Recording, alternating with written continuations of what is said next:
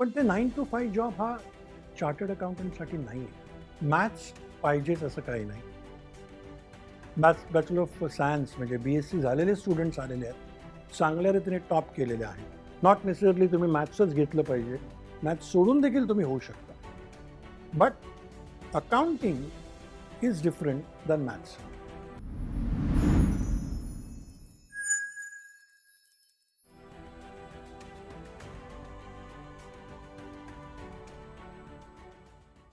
Chartered accountant बनण्यासाठी कोणते शिक्षण घ्यावे?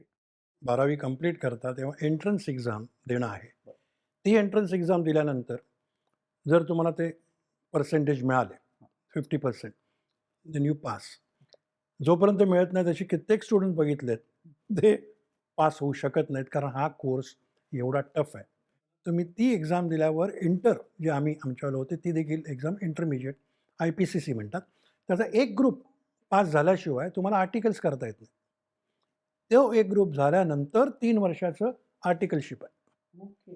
आणि त्या 3 वर्षाला तुम्हाला तरणोपाय नाही, कारण त्या 3 वर्षामध्ये त्या स्टुडंटने म्हणजे हे तुम्ही जर तरुण वयात सुरू केलंत, म्हणजे कॉलेजच्याच वयात, कॉलेज सायमल्टेनियस चालू असतं, तुमचं आर्टिकलशिप चालू असतं.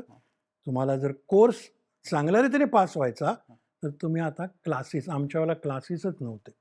Without classes we could do it. But today there is no any other alternative for you की तुम्हाला क्लासेस करावेच लागतात, कारण एवढं हेवी मटेरियल आहे ते पास होण्यासाठी. एवढे सब्जेक्ट्स, व्हेरिड सब्जेक्ट्स आहेत. ते दिवसाचे 24 तास कमी पडतील असं ते गणित आहे. चार्टर्ड अकाउंटंट बनण्यासाठी गणित महत्त्वाचे आहे का? मॅथ्स पाहिजेच असं काही नाही. बॅचलर ऑफ सायन्स म्हणजे BSc झालेले स्टुडंट्स आलेले आहेत. चांगल्या रीतीने टॉप केलेले आहेत. नॉट नेसेसरली तुम्ही मॅथ्सच घेतलं पाहिजे. मॅथ्स सोडून देखील तुम्ही होऊ शकता. But accounting is different than maths. त्यातली आकडेमोड ही तिथे मॅथ्स पाहिजे. पण आम्ही करत असताना मी हाताने करायचो. तो पार्ट गेला आहे.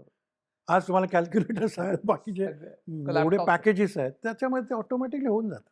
चार्टर्ड अकाउंटंट झाल्यानंतर लगेचच स्वतःचा व्यवसाय करावा की नोकरी करावी? जेव्हा स्टार्ट प्रॅक्टिस करतो एखादा माणूस, तेव्हा दोन्ही ऑप्शन्स आहेत. तुम्ही जॉब पण घेऊ शकता. त्याच्यात आहे 9 to 5 जॉब केला, पण ते 9 to 5 जॉब हा चार्टर्ड अकाउंटंटसाठी नाही आहे.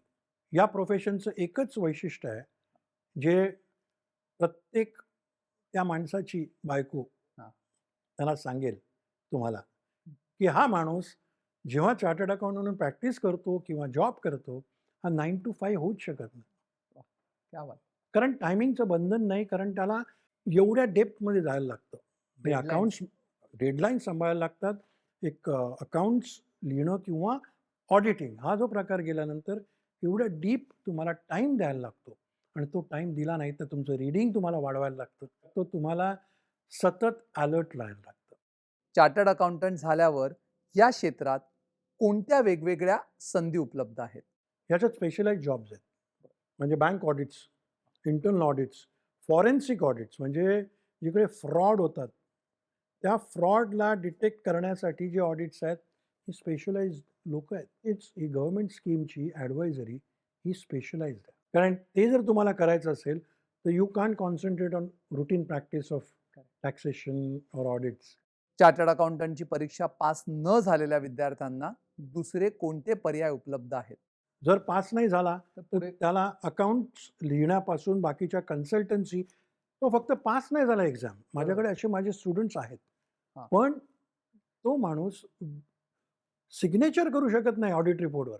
पण बाकी सगळ्या गोष्टी करू शकतो. प्रिपेअर करून देऊ शकतो. सगळं करू शकतो. अकाउंट फायनलायझेशन म्हणा, टॅक्सेशन म्हणा, तुम्हाला गाईडन्स म्हणा, everything, everybody can do it. एखादा माणूस जेव्हा पास होत नाही, तो 3 वर्ष त्याने आर्टिकल्स केलेली आहेत. आणि काही असे स्टुडंट्स असतात, की जे पास व्हायला थोडा वेळ गेल्यानंतर they continue with the same firm. असं पण असू शकतं. त्यामुळे त्यांचा एक्सपिरियन्स हा 3पेक्षा 6 वर्ष पण होऊ शकतो. ऑटोपार्ट you can take a job आणि तो जॉब तुम्हाला डेफिनेटली चांगल्या पद्धतीने मिळू शकतो. एनी रेप्युटेड कन्सर्न, इंडस्ट्री म्हणा, कॉर्पोरेट्स म्हणा, आज एवढे व्हेरिड फील्ड झालेले आहेत. एंटरटेनमेंट इंडस्ट्री आहे. ती देखील इंडस्ट्री आलेली आहे. मग त्या पद्धतीने तुमचा गायडन्स, तुमचं एक्सपर्टीज हे तिथे वापरलं जाऊ शकतं. कॉमर्स क्षेत्रात चार्टर्ड अकाउंटंट व्यतिरिक्त आणखी कोणते पर्याय उपलब्ध आहेत? चार्टर्ड सेक्रेटरी हा CS हा जो एक कोर्स आहे. एवढ्या कंपनीज फॉर्म होत आहेत, त्यांचे कंप्लायन्सीस आज खूप लोकं फक्त CS म्हणून प्रॅक्टिस करतात. कॉस्ट अकाउंटंट ICWA म्हणतात. त्याच्यात कॉस्टिंग हा एक स्पेशलाइज्ड सब्जेक्ट आहे आणि BCom नंतर तुम्ही CA न करता ICWA करू शकता. नंतर सर्टिफाईड इंटरनल ऑडिटर्स ही एक आहे. सीमा हा एक कोर्स आहे. म्हणजे chartered institute of management accountants. तो सीमा आणखीन एक कोर्स वेगळा आहे. आज तुम्ही इथेच असे CA नाही झालात, समजा अमेरिकेत गेला तर CPA इक्विव्हॅलंट टू. त्याच्यानंतर तुम्ही ॲडवायझरीमध्ये जाऊ शकता. बिझनेस ॲडवायझरी आहे. देन इन्शुरन्स सेक्टर एक आहे, तिकडे ॲडवायझरी आहे. फायनान्शियल ॲडवायझरी आहेत, इन्व्हेस्टमेंट ॲडवायझरी आहेत. सो व्हेरिड. नंतर CFA आहे. CFA ही चार्टर्ड फायनान्शियल ॲनालिस्ट. आणि आजची गरज बघाल तुम्ही तर इन्व्हेस्टमेंट्स एवढ्या वाढलेल्या आहेत आणि तिथे प्रॉपर गाईडन्स शिवाय तुम्हाला जर इन्व्हेस्टमेंट करायच्या असतील, इक्विटी म्हणा ऑर म्युच्युअल फंड्स म्हणा, मे CAs are not specialized for that. Let me be very frank about it. I never entered that field of giving advice on investments for the simple reason it is a specialized job. आणि तुम्हाला तुमच्या 24 तासामध्ये तुम्ही जे करू शकता तेवढंच करावं, नाहीतर इथलं लक्ष तिथे जाऊ शकतं. तर इन्व्हेस्टमेंट ॲडवायझरी ही टोटल वेगळी गोष्ट आहे. म्हणजे काही गोष्टी मला पण माहीत नसेल आत्ता अशा पण आहेत. एखाद्या क्लायंटला चार्टर्ड अकाउंटंटची तक्रार कुठे करता येऊ शकते?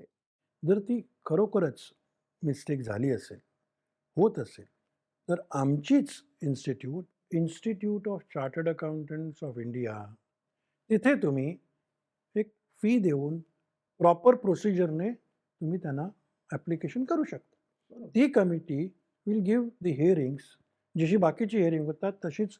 आणि professional ethics is the underline principle of any chartered accountant.